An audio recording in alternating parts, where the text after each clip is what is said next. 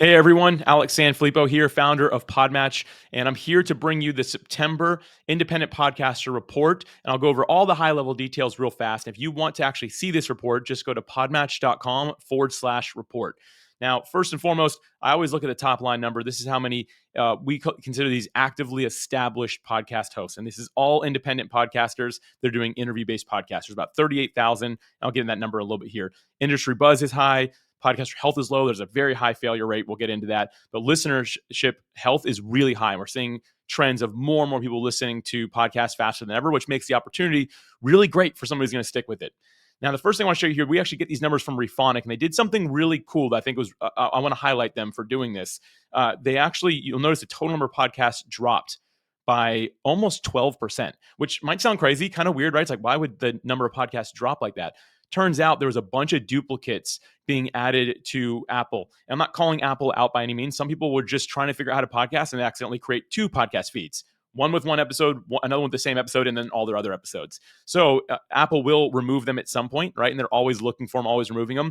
Refonic just kind of jumped on it, was able to say, hey, we figure out how to identify them very fast. And they immediately just removed from their equation all of the duplicate podcasts, which means, interestingly enough, the industry celebrated reaching 3 million prematurely, quite a bit prematurely. It looks like we've probably got another 6 months to a year before we'll actually have 3 million different podcasts. And I totally agree with this move, by the way. It makes sense. If it's two of the same thing, it's not two things, right? It's just one thing. And so I think it was really wise of them to do that. Now, it did affect the active podcast a little bit, but not really that much.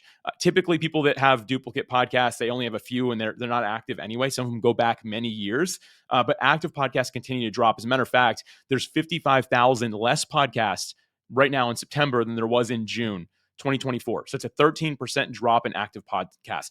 I think this is going to become the industry standard every single summer. We're going to see this huge drop. Also, what we'll see during that summer months is podcasting service providers or industry people like myself, won't happen to me, but industry people will drop off. They'll decide to quit podcasts and they'll stop serving podcasters because this dip is very heavily felt on the industry side. People canceling subscriptions, people just getting out of it completely, right?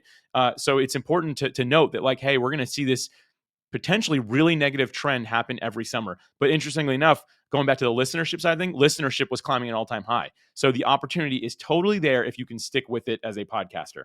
Again, only 13% of people that have started a podcast are actually doing it right now. Next thing I want to highlight here is going into this part. We've got the podcasters that could become what we consider actively established. Going back to that top thing, this 38,000. These are podcasts moving the needle, making things happen. The podcasters that could get there, there's about 115,000, which is only 22% of the total podcasts that could ever potentially become that actively established, just based off of like the independent podcasters that really fit the categories we track. Next thing is the 100 episode mark. It seems to be when you reach that. So we can see you're actively established if you actually reach the 100 episode mark without taking extended breaks or leaving for multiple years, right? If you've been podcasting for 20 years, you have 100 episodes, that doesn't count, right? Like, it doesn't actually get you there. This number has dropped by a full percent in the last month, which is really interesting to see that we're seeing that big of a drop of podcasters making it with the listenership climbing so high. Next thing here is the actively established podcast. Again, that number, although I always love seeing the number of people that are actually like really serving people, it's a 6% drop just in the last month alone.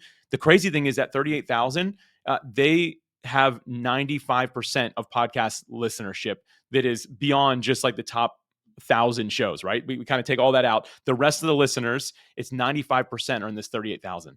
So think about it. Like, even the 100 and something thousand that are actually podcasting right now, scroll too far. Out of that high number, like, there's only really this many that are getting all the listeners. So it's important to keep in mind, like, these are the people that have reached 100 episodes. So 100 episodes beyond, they're the ones getting the listenership.